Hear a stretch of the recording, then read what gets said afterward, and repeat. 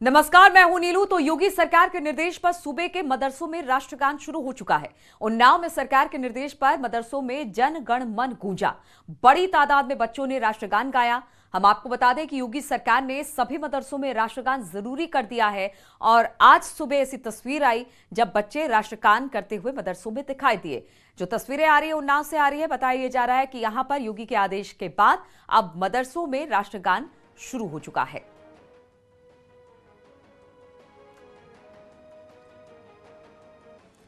तो मदरसों में गूंजा जन गण मन। ये आदेश दिया गया था प्रदेश सरकार की तरफ से। आप मदरसों में भी राष्ट्रगान गाया जाएगा। आज सुबह की तस्वीरें हम आपको दिखा रहे हैं जब मदरसों में भी गूंजा है राष्ट्रगान। जो बच्चे वहां पर पहुंचे थे मदरसों में, उन्होंने राष्ट्रगान गाया।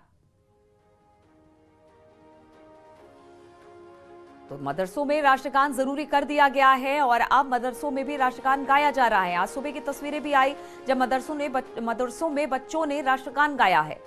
योगी सरकार ने निर्देश दिए थे कि मदरसों में भी राष्ट्रगान शुरू किया जाए और आज सुबह जब ये तस्वीर आई है तो आप देख सकते हैं कि बच्चों ने मदरसों में पहुंचकर राष्ट्रगान गाया है।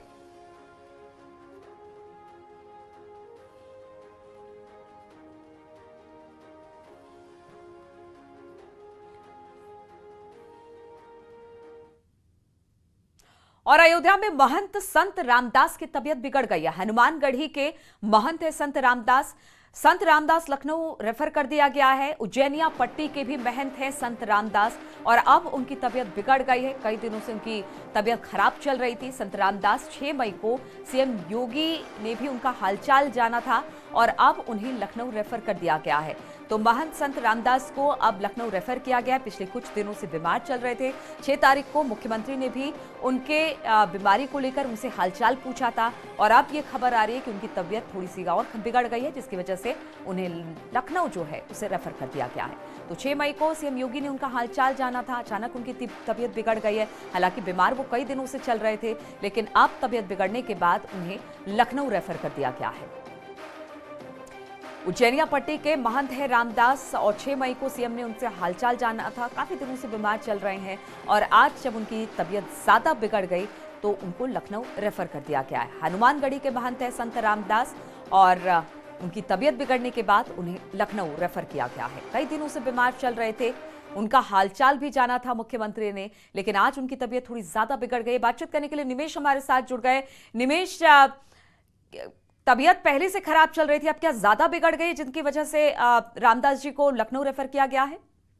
और देखिए, आपको बता दें कि महंत संत रामदास हैं, उज्जैनिया पट्टी के महंत हैं और महंत राजू दास के ये गुरु हैं और सबसे अहम जो है वो मुख्यमंत्री योगी आदित्यनाथ के सबसे करीबी संतों में से एक हैं। बीते दिनों इनको सांस लेने में कुछ समस्या थी, जिसको लेकर के अयोध्या में इनका इलाज चल रहा था और लगभग 10 से 12 दिन से उनकी तबीयत अस्वस्थ चली थी।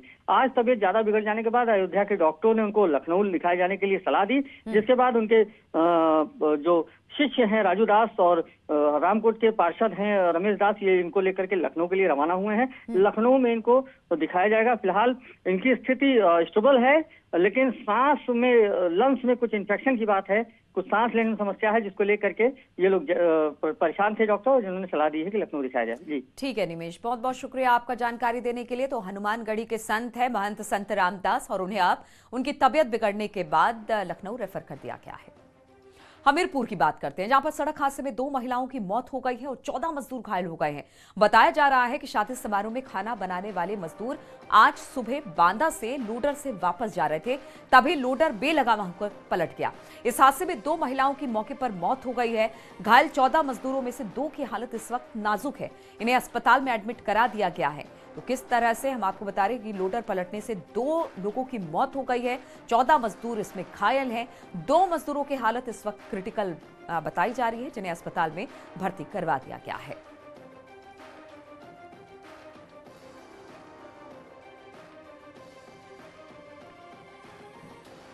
तो हमीरपुर के पास ये हादसा हुआ है। बताया जा रहा है कि किसी शादी से ये लोग खाना बनाकर लौट रहे थे जब ये हादसा हुआ। इसमें 2 लोगों की मौत हो गई है। इस लोडर में कई मजदूर सवार थे। 14 इसमें घायल हैं, जिसमें से 2 की हालत इस वक्त नाजुक बताई जा रही है, जिन्हें अस्पताल में एडमिट करा दिया गया है।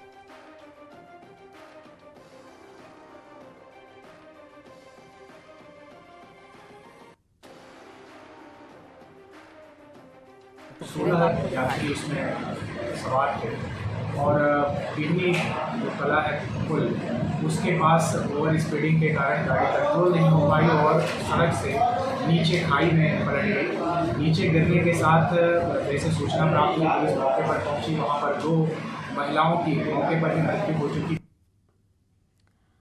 और सहारनपुर से भी सड़क हादसे की खबर आई है। यहां पर बड़ा सड़क हादसा हुआ है। श्रद्धालुओं से भरी ट्रैक्टर ट्रॉली गड्ढे में जा गिरी है। हादसे में 15 श्रद्धालु घायल हो गए हैं। 8 घायलों को फिलहाल हायर सेंटर रेफर कर दिया गया है। माता शाकुंभरी देवी मार्ग पर यह सड़क हादसा हुआ है। इस हादसे में बताया जा रहा है कि 8 की हालत इस वक्त गंभीर है और सभी के सभी को इस वक्त अस्पताल में एडमिट करा दिया गया है। ट्रैक्टर ट्रॉली पलट गई है जिसकी वजह से ये घटना घटी है। बताया जा रहा है कि शाकुंभरी देवी के दर्शन करके ये सभी लोग लौट रहे थे जब ये हादसा हुआ। तो इस ट्रैक्टर ट्रॉली में करीब 15 लोग सवार थे। 8 घायल हुए हैं और सभी को इस वक्त अस्पताल में एडमिट करा दिया गया है।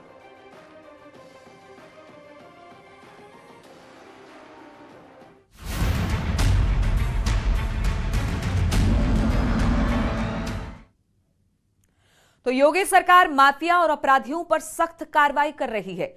उनकी संपत्ति पर बुलडोजर चलाकर उसे ध्वस्त कर रही है। इतना ही नहीं, सरकारी योजनाओं का गलत लाभ उठाने वालों पर भी कार्रवाई हो रही है। राज्य में जहां भी जिन लोगों ने किसान सम्मान निधि का गलत तरीके से लाभ उठाया, उनके खिलाफ कार्रवाई करते हुए पैसे रिकवर के लिए अब नोटिस भेजा जा रहा है। यह सरकार की सख्ती का असर है और बहुत से जगहों पर सरकारी राशन का गलत तरीके से लाभ उठाने वाले लोग खुद अपना राशन कार्ड अब सरेंडर कर रहे हैं।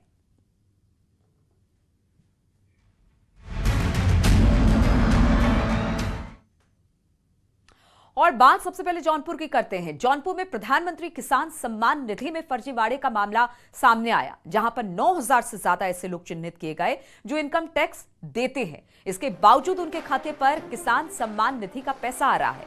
खुलासा होने के बाद अब इन लोगों से वसूली की कार्रवाई शुरू कर दी गई है। 10% ब्याज के साथ ये वसूली की जाएगी। दरअसल जौनपुर जिले में 7 लाख से ज्यादा किसानों को सरकार की ओर से ये किश्त दी जा रही है। जब इन लोगों का वेरिफिकेशन किया गया तो 9541 लोग ऐसे मिले जो इनकम टैक्स रिटर्न फाइल करते हैं।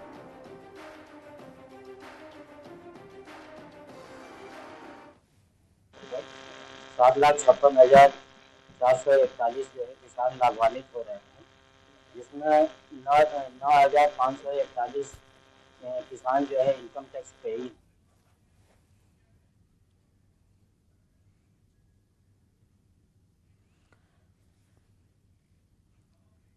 और यूपी में किसान सम्मान निधि में फर्जीवाड़े पर सरकार अब सख्त हो चुकी है। दरअसल उत्तर प्रदेश में लाखों ऐसे लोगों के नाम सामने आए हैं जो अपात्र होते हुए भी इस योजना के तहत साल में 6,000 की किश्त प्रधानमंत्री किसान सम्मान योजना के तहत उठा रहे हैं, जिस पर अब कार्रवाई हो रही है।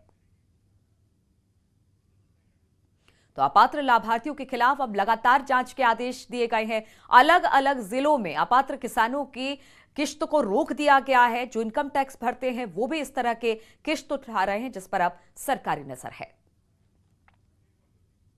और क्या है पूरा मामला, सबसे पहले आपको दिखाते हैं कि बताएंगे कि सरकार इस पर क्या कार्रवाई कर रही है। तो यूपी में इस वक्त 2.55 करोड़ किसानों को लाभ मिल रहा है। 3.15 लाख लाभार्थी अपात्र बताए जा रहे हैं। 6.18 लाख किसानों का आधार नंबर गलत बताया जा रहा है।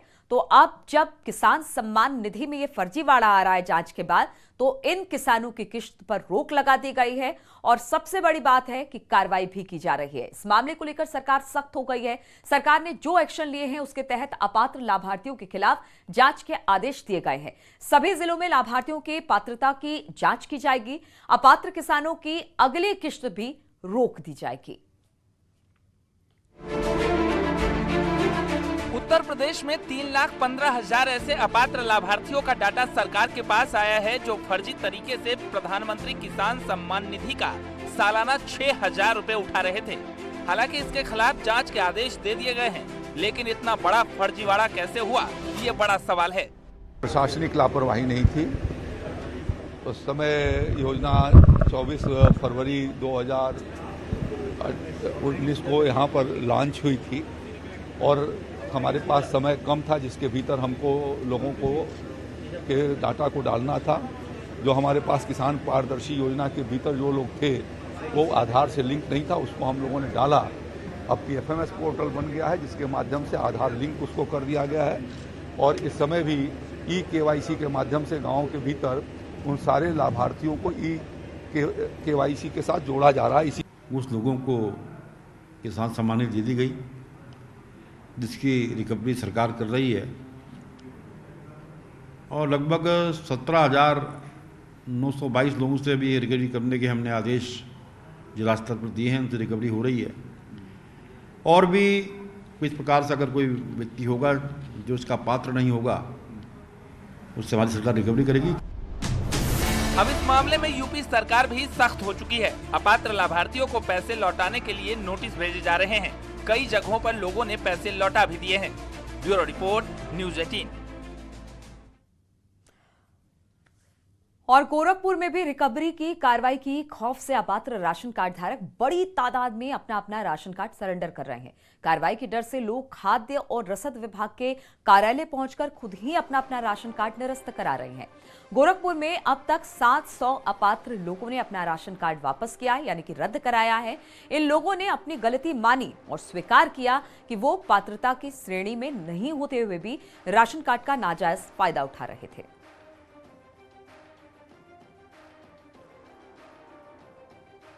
का पात्र नहीं हो, राशन कार्ड वो पेपर वाला बना था, जिसलिए जो है मैं अब उसको निरस्त कराना चाहता हूँ। राशन कार्ड निरस्त कराने के लिए क्यों निरस्त करा रहे हैं? भैया हम GST धारक हो गए हैं, नए हुए हैं, तो इसलिए हम निरस्त करा रहे हैं। हमारे बिजनेस कर रहे हैं तो उसके दायरे में आते हैं तो हम निरस्त कराएंगे जरूर। अभी कुछ ही दिन पहले 7 तहसीलों में 2 कोटेदारों के खिलाफ बहुत ही सघन स्तर पर अभियान चलाया गया था, जिसमें काफ़ी संख्या में हमें वो लोग मिले जिनके पास जो पात्रता की कैटेगरी में नहीं आते हैं किंतु वो भी कई दिनों से राशन कार्ड उठा रहे हैं। तो इसमें हम लोग को बोला गया है कि उनके खिलाफ मार्क करके कार्रवाई की जाएगी और कोटेदार के खिलाफ भी कार्रवाई की जाएगी। और प्रदेश में फ्री राशन लेने वाले अपात्र लाभार्थियों पर कार्रवाई की जा रही है। हरदोई में DM के आदेश के बाद 3500 अपात्र लाभार्थियों ने अपना राशन कार्ड सरेंडर कर दिया। क्या है पूरा मामला, जरा देखिए इस रिपोर्ट में। कोटेदार रमपता के कार्ड धारकों सुनो। कुछ दिन पहले आई डुगडुगी बजाकर मुनादी की ये तस्वीर बलरामपुर के उतरौला तहसील की बताई जा रही है, जहां अपात्र लाभार्थियों से राशन कार्ड जमा करने की बात कही जा रही है। कार्ड धारक के 4 पहिया वाहन, ट्रैक्टर, 5 एकड़ जमीन, सरकारी कर्मचारी, दावा है कि प्रशासन ने ये मुनादी करवाई थी, जिसमें साफ साफ कहा गया कि अगर अपात्र लाभार्थियों ने अपने कार्ड सरेंडर नहीं किए तो उन पर सख्त कार्रवाई होगी। बलरामपुर ही नहीं बल्कि बहराइच में भी प्रशासन ने राशन कार्ड के अपात्र लाभार्थियों को कार्रवाई की चेतावनी दी थी, जिसके बाद राशन कार्ड सरेंडर करने वालों की तहसील में लाइन लग गई। बहराइच में राशन कार्ड के 3500 अपात्र लाभार्थी अपना कार्ड सरेंडर कर चुके हैं। कि जो अपात्र लोग हों वो स्वेच्छया अपना कार्ड ऑफिस में समर्पित कर दें, तहसील में आ जाएं, जिला पूर्ति कार्यालय में आ जाएं।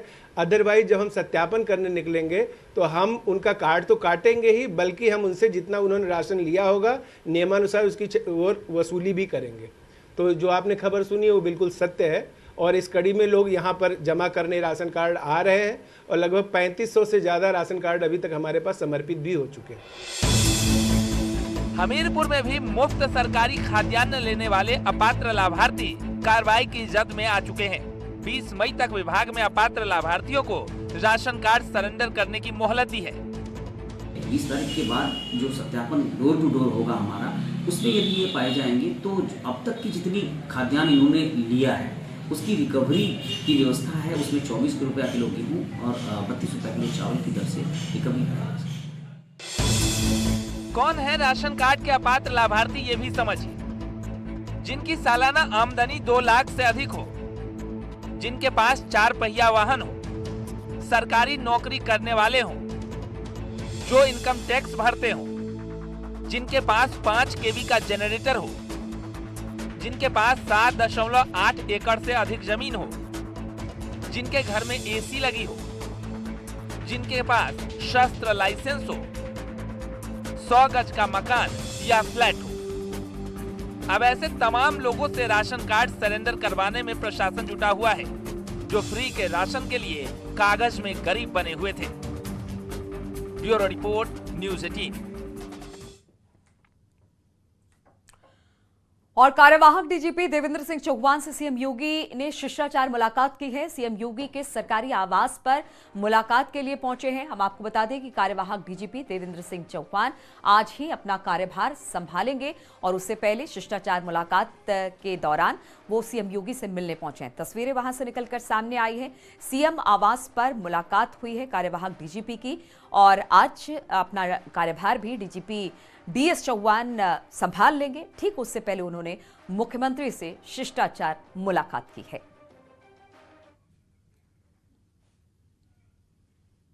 और रुकेंगे आप छोटे से ब्रेक के लिए, फौरन लौटेंगे।